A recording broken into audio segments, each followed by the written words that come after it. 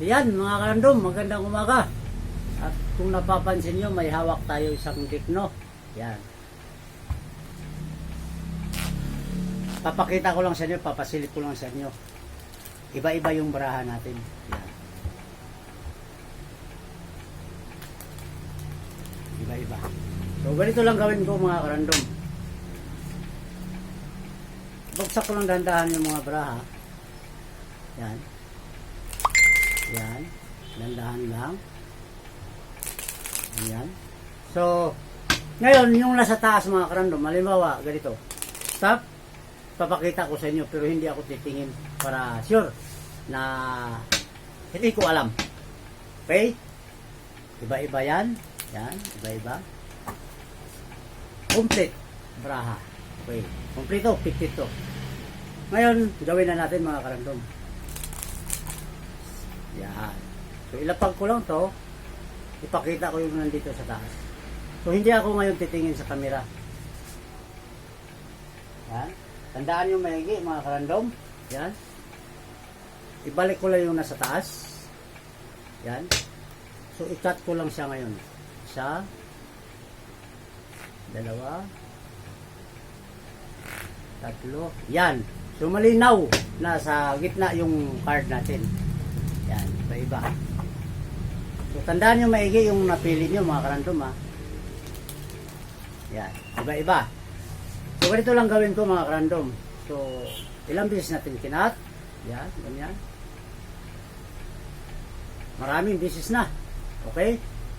So, ngayon mga karandom, yung pinakita ko sa inyo, try ko lang hulaan mga karandom yung pinakita ko sa inyo. Siguro, ito na yun. King na speed. Try natin hulaan mga karandom. King na speed. Lapag natin yan. Stop. Yan. Cut natin dyan. King. So, balik ko lang dito yung tabi ko lang itong isa. Yung nabawasan mga karandom yan, nabawasan. So, king na speed, kuha ulit ako dito ng try kong hulaan 4, di ba? O 4, sa kayo, ilapag ko yung 4, ganyan. Stop na natin yan. Tama ba mga karandom? Ito yung nakita nyo. Yan. Yung king nagiging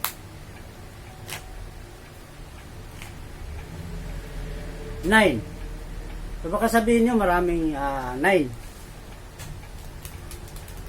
Iba-ibang baraha. Itong pangalawa, 4, no? 4. So, halimbawa, 4 speed. So, kuha ulit ako ng isa dito. Queen. Yan, queen. Queen na clubs. Xerox na natin sa queen. Uy, nagiging 9. Baka sabihin nyo maraming 9. Yan nyo ha. Palipat-lipat yan mga karandom. Yan. Nag-iisa lang yan. Alright, yan. Yung 9. Ikat lang natin siya ulit.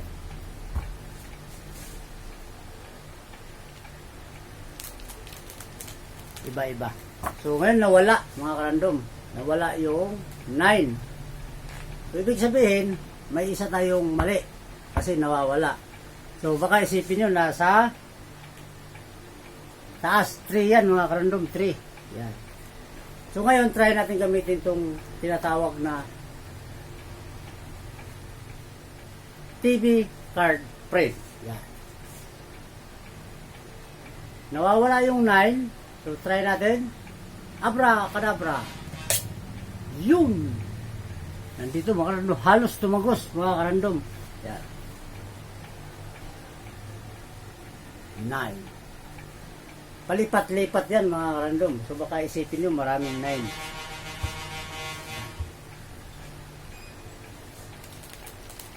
Isa lang yan. So, nandito na siya mga karandom.